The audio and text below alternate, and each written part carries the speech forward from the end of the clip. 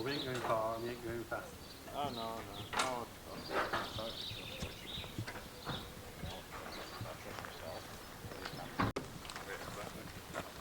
Are you getting Wherever you want to get in. no. On the right. Oh. You have to be round. Drive on the right. On the right. Hold the lead.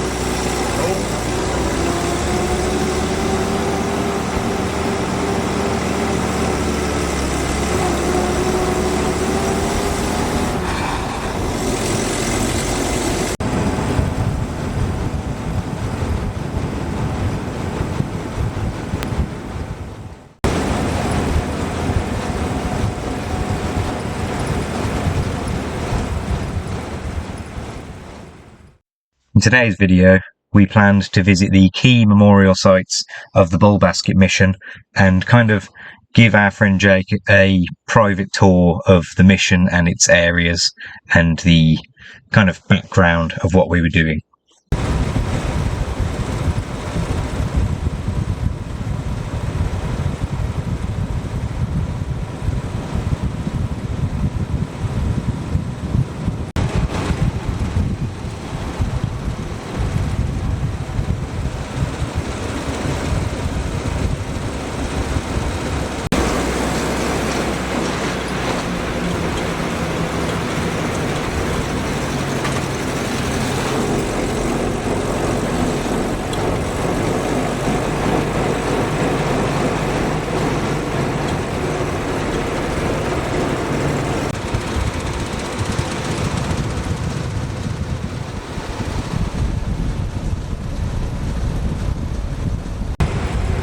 And then after it is the memorial.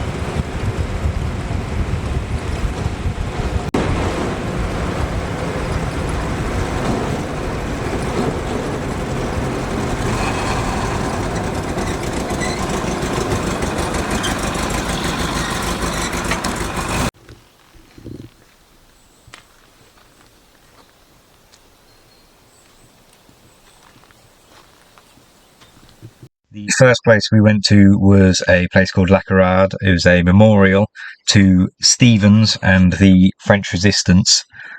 This was the site where, after the capture of the resistance when the camp was attacked, the Maquis were rounded up and executed.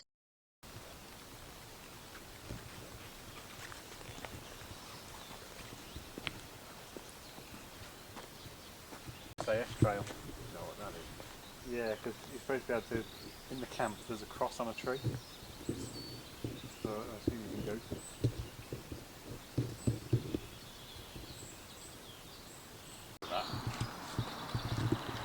Well, that's an idea. Check the choke cables are fully functional. From here, we then went on to the actual site of the camp.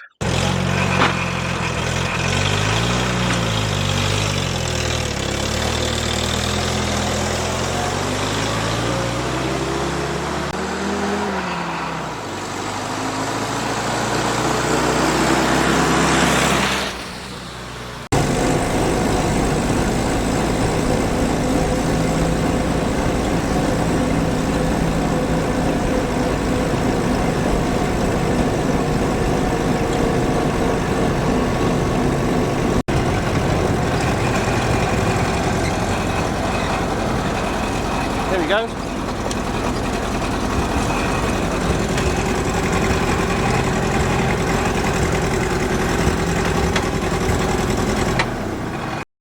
Once we had found the camp's location down a narrow track, very well hidden, you wouldn't have been able to see it was there unless you knew about it, we were able to get fairly close, but sadly the camp itself was on private property, so we felt we weren't actually able to see it today.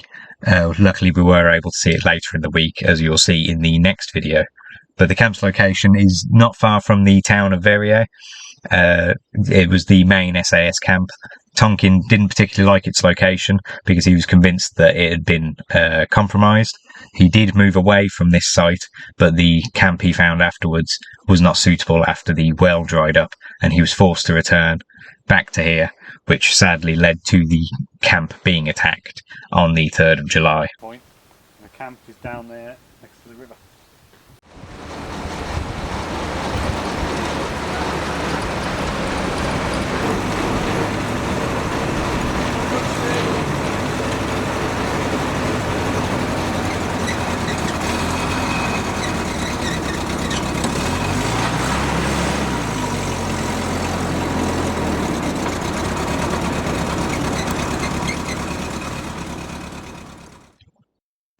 After the camp, we went to the town of Verrières and went to the town square, where there was a small war memorial for the men that were lost. This is also the town square where Stevens's body and the body of the Maquis were dumped as a warning to the rest of the French civilians to not go against the Germans. There was also possibly going to be reprisals in the village, but they were scared off by a resistance force that was on its way to the town of Verrières.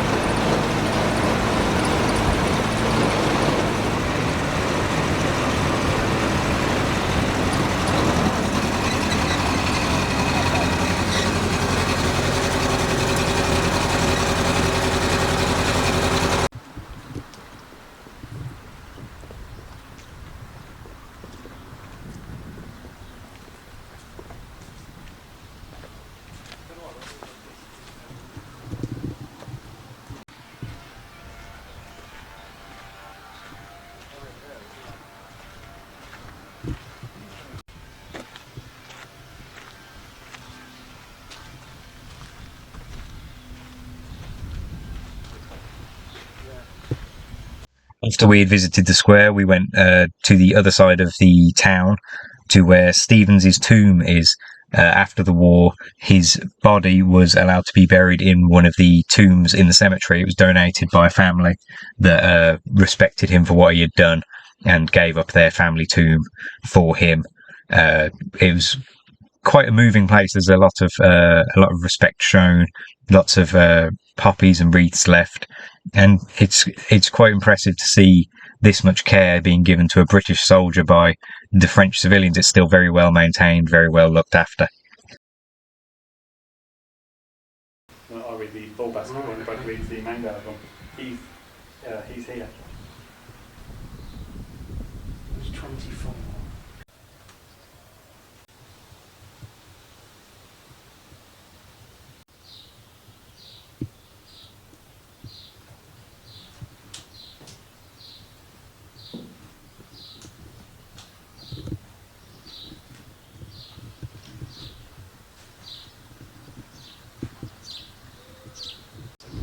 Yeah, exactly.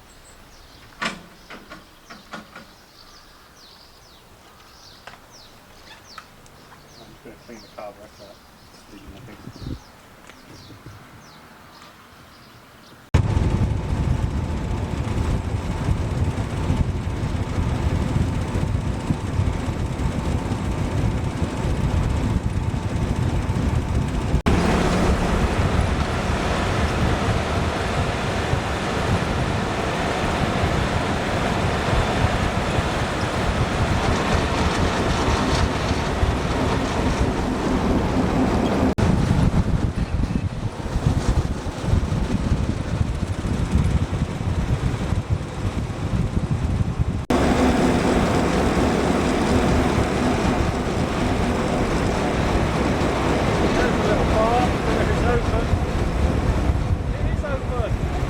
Round that left, you put in there and grab a drink.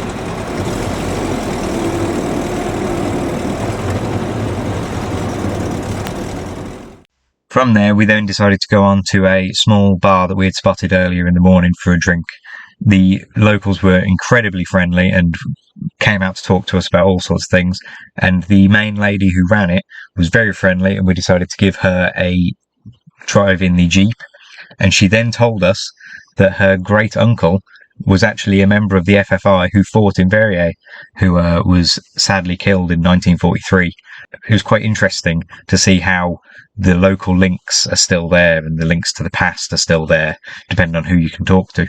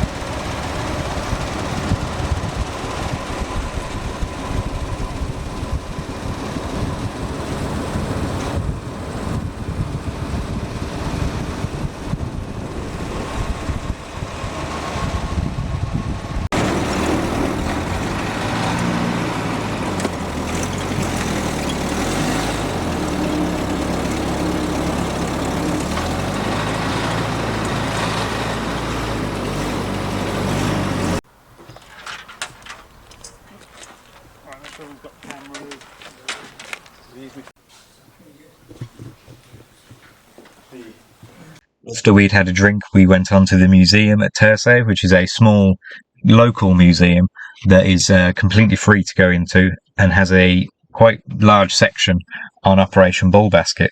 And luckily, we were able to meet the owner and actually talk to him as much as we could about the operation itself and some of the things he's found.